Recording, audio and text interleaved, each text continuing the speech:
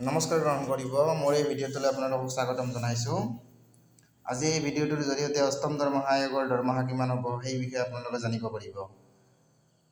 ৰাষ্ট্ৰীয় পৰিষদে 8 পে কমিশ্যনৰ অৰ্থাৎ অষ্টম দৰমহা আয়োগৰ ওচৰত এখন স্মাৰক পত্ৰ দাখিল কৰিছে আৰু সেই স্মাৰক পত্ৰ অনুসৰি ইয়াতে ফিটমেন্ট ফেক্টৰ 3.833 হ'ব লাগে বুলি দাবী উত্থাপন কৰিছিল আৰু সেই হিচাপত বৰ্তমান হাৰত দৰমহা পোৱা ন্যূনতম দৰমহা পোৱা এজন কৰ্মচাৰী 18,000 টকা হ'লে ফিটমেন্ট ফেক্টৰ 3.833 হ'লে চেলাৰী হ'বগৈ 69,000 টকা। আৰু লগতে ৰাষ্ট্ৰীয় পৰিষদে এইটো দাবী কৰিছে যে এনুৱেল ইনক্ৰিমেণ্ট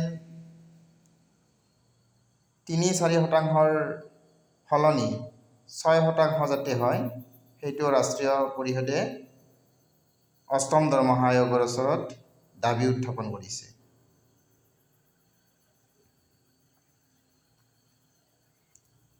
অৰ্থাৎ এইটোৱে কৈছে যে এজন কৰ্মচাৰীৰ ন্যূনতম দৰমহা বৰ্তমানৰ 18,000 টকা হ'লে অষ্টম দৰমহা আয়োগৰ পিছত ইয়াৰ ন্যূনতম দৰমহা হ'ব 69,000 টকা। আপোনালোকে স্ক্ৰীনত দেখা পাইছে। যদি ফিটমেন্ট ফেক্টৰ 3.833 ধৰা হয়, পে লেভেল 1ৰ এজন ন্যূনতম দৰমহা 18,000 পোৱা কৰ্মচাৰীয়ে 69,000 টকা দৰমহা পাব। আৰু ঠিক তেনেকৈ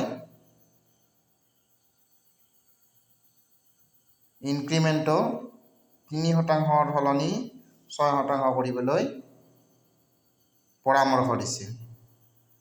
আৰু এই পৰামৰ্শখিনি কিমান গ্ৰহণযোগ্য হয়, অষ্টম দৰমহা আয়োগে কিমান গ্ৰহণযোগ্য বুলি মানি লয় সেইটো হ'ব লক্ষণীয়। মুদ্ৰাস্ফীতিৰ ওপৰত নিৰ্ভৰ কৰি JCM ৰাষ্ট্ৰীয় পৰিষদে উক্ত স্মাৰক পত্ৰখন প্ৰদান কৰিছে বা অষ্টম দৰমহা আয়োগক দিছে।